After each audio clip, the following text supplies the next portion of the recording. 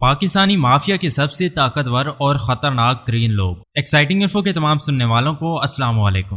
پیارے ناظرین، آپ لوگوں نے بہت سی فلموں میں انڈر ورلڈ ڈونز کے سینز دیکھے ہوں گے جن کا مقابلہ کرنے سے پولیس بھی ڈرتی ہے۔ ہم سوچتے ہیں کہ یہ سب کچھ فلموں میں ہوتا ہے جس کا حقیقت سے دور دور تک کوئی تعلق نہیں، لیکن حقیقی زندگی میں ہمارے معاشرے میں ایسے لوگ بھی پائے جاتے ہیں جو فلموں میں دکھائے جانے والے انڈر ورلڈ ڈون سے بھی زیادہ خطرناک ہیں۔ جب انسان میں انسانیت اور خدا کا خوف ختم ہو جاتا ہے تب معاشرے کے سب سے برے انسان یعنی ڈونز کا جنم ہوتا ہے۔ آج بھی ہمارے معاشرے میں ایسے بااثر اور طاقتور ترین لوگ موجود ہیں کہ جن کی خون ریزی اور قتل و غارت کو دیکھ کر انسان کا دل دہل جاتا ہے۔ یہ اپنی طاقت اور خوف کی وجہ سے ملک میں کچھ بھی کر سکتے ہیں، جبکہ پولیس ان کے گھر کی لونڈی ہے جو ان کے پاس جانے سے بھی ڈرتی ہے۔ سینکڑوں قتل کرنے پر سزا ہونے کے بعد بھی قانون ان کو کسی بھی جیل میں بند نہیں کر سکتا۔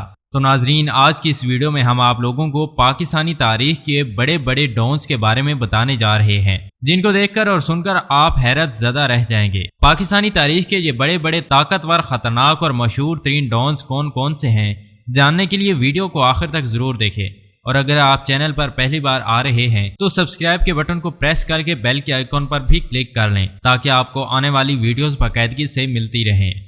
نمبر 1، گوگی بھٹ۔ ناظرین، لاہور سے تعلق رکھنے والا یہ بدنام زمانہ گینگسٹر سینکڑوں بے گناہ لوگوں کے خون سے ہاتھ رنگنے اور ان کے خاندانوں کو ختم کرنے میں ملوث رہا ہے۔ گوگی بھٹ کی دولت، شہرت اور پروٹوکول کے بارے میں سن کر کوئی بھی اپنا سر پکڑ کر بیٹھ جائے۔ یہ شخص پورے لاہور میں قتل و غارت، بھتہ خوری، زمینوں پر قبضہ کرنے اور بہت سی سنگین وارداتوں میں شامل رہا۔ اس کا تعلق گوال منڈی سے ہے۔ یہ نہ صرف لوگوں سے بھتہ لیتا ہے بلکہ ان کی جائیدادوں پر بھی قبضہ کر لیتا ہے۔ گوگی بھٹ کی سب سے بڑی دشمنی ٹیپو ٹرکاں والا کے ساتھ تھی۔ اسی دشمنی میں گوگی بھٹ نے ٹیپو ٹرکاں والے کو ایئرپورٹ پر قتل کر دیا تھا۔ لاہور کے بہت سے MNAs اور MPs کی حمایت اس کو شروع سے ہی حاصل رہی ہے۔ زمینوں پر قبضہ کرنے اور بھتہ خوری کے ذریعے اس نے دولت کے انبار لگا دیے۔ اس کی طاقت کا اندازہ اس بات سے لگایا جا سکتا ہے کہ پاکستان کے بہت سے MNAs گوگی بھٹ کے ڈیرے پر حاضری لگواتے ہیں تاکہ ان کے کام ہو سکیں۔ یہاں تک کہ نون لیگ کے بہت سے MNAs کو اس نے اپنی بدماشی سے الیکشن بھی جتوائے۔ نمبر 2، عابد باکسر۔ یہ شخص کسی بھی تعارف کا محتاج نہیں۔ یہ ہمیشہ سے ہی شہباز شریف کی سرپرستی میں رہا ہے۔ کئی بے گناہ لوگوں کو اس نے قتل کیا جس کی وجہ سے اسے انکاؤنٹر اسپیشلسٹ کہا جاتا ہے۔ 90 کی دہائی میں یہ پنجاب پولیس میں نوکری کیا کرتا تھا۔ یہ ایک بہت بڑا اور اچھا باکسر تھا جس کی وجہ سے اسے سپورٹس کوٹے پر پولیس میں نوکری ملی تھی۔ اس کا اصل نام عابد حسین قریشی ہے۔ اس وقت کے چیف منسٹر شہباز شریف نے عابد باکسر کو اپنے ذاتی دشمن مروانے کے لیے استعمال کیا۔ یہ وہ وقت تھا جب عابد باکسر پنجاب میں خوف کی علامت سمجھا جاتا تھا۔ اپنے تمام تر دشمنوں کو مروانے کے بعد شہباز شریف نے عابد باکسر کو ہی مروانے کی کوشش کی تاکہ سارے معاملے کی جڑ ہی کو ختم کر دیا جائے، مگر عابد باکسر کو اس بارے میں پتہ چل گیا جس کی وجہ سے یہ راتوں رات پاکستان سے بھاگ گیا۔ عابد باکسر کو انٹرپول کی مدد سے پاکستان واپس لایا گیا جس کے بعد اس پر متعدد کیس بنائے گئے اور آج بھی یہ بہت سے کیسز بھگت رہا ہے۔ عابد باکسر وہی شخص تھا جس نے نرگس کو ناچنے سے منع کیا تھا، لیکن نرگس کے نہ ماننے پر عابد باکسر نے اس کے بال تک کاٹ دیے تھے۔ نمبر 3، فروخ کھوکھر۔ ان کا تعلق راولپنڈی سے ہے اور یہ مشہور زمانہ بدماش تاجی کھوکھر کا بیٹا ہے۔ سینکڑوں گاڑیوں اور باپ کے پالے ہوئے بدماش ہمیشہ اس کے ساتھ ساتھ رہتے ہیں۔ اس کا اپنا تو ویسے کچھ بھی کمایا ہوا نہیں ہے، بدماشی اور دولت اس کو وراثت میں ملی ہے۔ یہ سوشل میڈیا کی وجہ سے فیمس ہوا۔ 333 کے نام سے ان کا ایک گروپ ہے جو اکثر ٹک ٹاک کی زینت بنتا رہتا ہے۔ یہ بدماشی کے ساتھ ساتھ اپنے باپ کے حرام کے پیسے کو فلاحی کاموں میں بھی استعمال کرتا ہے۔ فروخ کھوکھر کو اگر دور دراز سفر کرنا ہو تو اس کے پاس اپنا ذاتی ہیلی کاپٹر بھی موجود ہے۔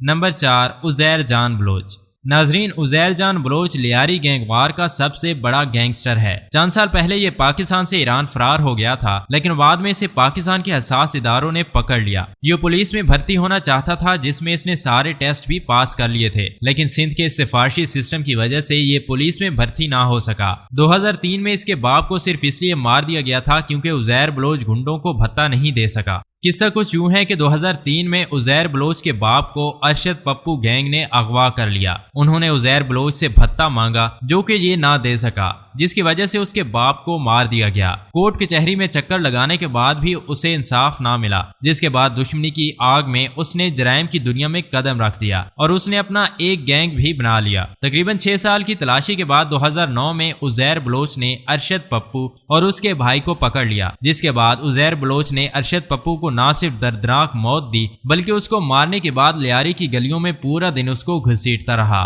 عزیر بلوچ کو پیپلز پارٹی کی حمایت حاصل تھی، لیکن عزیر بلوچ کے گرفت میں آنے کے بعد آصف علی زرداری نے ان کے ساتھ اپنا تعلق توڑ دیا۔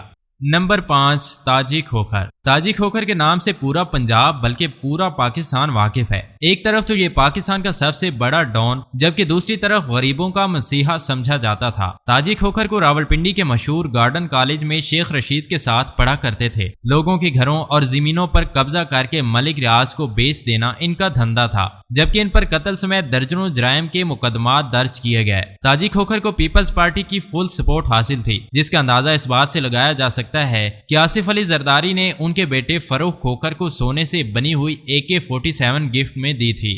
نمبر 6، عاطف چودھری۔ ناظرین، عاطف چودھری بھی بدنام زمانہ گینگسٹر تھا۔ نواز شریف کی سرپرستی میں اس نے بہت سے جرائم کیے، اس سے 100 سے بھی زیادہ مقدمات درج ہوئے۔ پولیس مقابلوں میں کئی پولیس والوں کو اس نے قتل کیا۔ یہ مسلم لیگ نون کی اسٹوڈنٹ تنظیم MSF کا لیڈر اور شہباز شریف کا منظور نظر ہوا کرتا تھا۔ بعد میں سے ایک پولیس مقابلے میں انکاؤنٹر اسپیشلسٹ عابد باکسر نے مار دیا۔ اس کے بارے میں بھی یہ کہا جاتا ہے کہ پولیس کے مظالم کی وجہ سے ہی یہ ڈان بنا تھا۔ نمبر 7، چودھری نادر گجر۔ یہ پاکستان کے سب سے خطرناک اور پاورفل لوگوں میں سے ایک ہے۔ وراثت میں اسے دولت اور شرافت ملی تھی، لیکن بعد میں یہی شرافت بدماشی میں بدل گئی۔ اس کی شروعات تب ہوئی جب اس نے ایک آدمی سے 8 کنال زمین خریدی، لیکن آج مسلم لیگ نون سے تعلق رکھنے والے قصور کے MP احمد خان نے اس زمین پر ناجائز قبضہ کر لیا۔ اسی معاملے کی وجہ سے نادر گجر نے احمد خان کے 7 لوگوں کو قتل کر دیا، اور یوں احمد خان کے طاقت کے استعمال کرنے کے باوجود بھی نادر گجر نے اپنی زمین واپس اپنے قبضے میں کر لی۔ احمد خان نے اپنا اثر و رسوخ استعمال کرتے ہوئے نادر خان کو جیل بھیج دیا۔ 3 سال جیل کاٹنے کے بعد جب یہ واپس آیا تو MPA کے غنڈوں نے اس کی گاڑیوں پر حملہ کر دیا، جس میں اس کے گھر کے 2 افراد قتل ہوئے۔